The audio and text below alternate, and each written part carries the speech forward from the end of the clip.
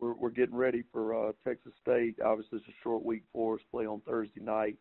Coming off a good win against a good South Alabama team this past weekend. Defense did a really good job with 4 takeaways, and our offense really got started there in the second half and gave us the opportunity to pull away. So just continue to try to get better every day, and looking forward to another opportunity this week. Thank you, Coach. Our first questions come from Dan McDonald with The Advocate. Dan, please go ahead. Morning, Coach.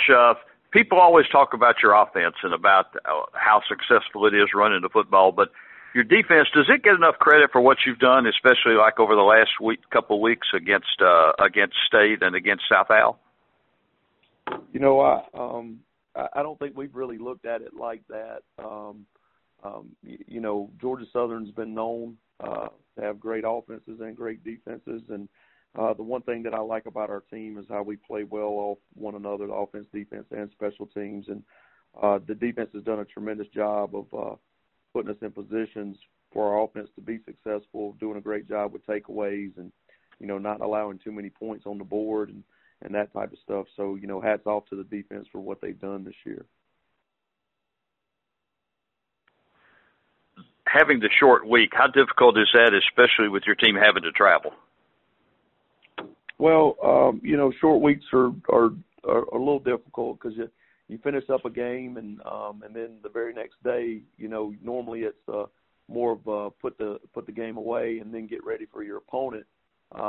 We had to put the game away really quickly, and we had to move on to Texas State.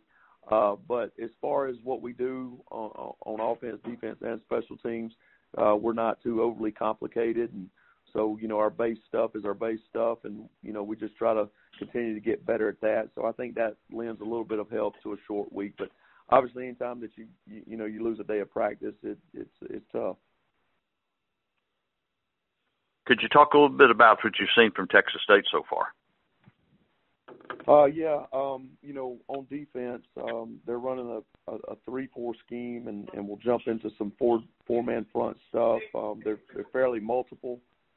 They are a big pressure team, and they like to mix it up on you. So, we'll have our hands full trying to see which way they're trying to attack us against our offense. Offensively, they actually do some stuff in the pass game that we really haven't seen this year.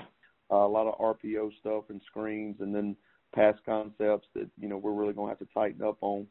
And they do a good job, and they got some good football players. So obviously we gotta make sure we're on point as we go forward.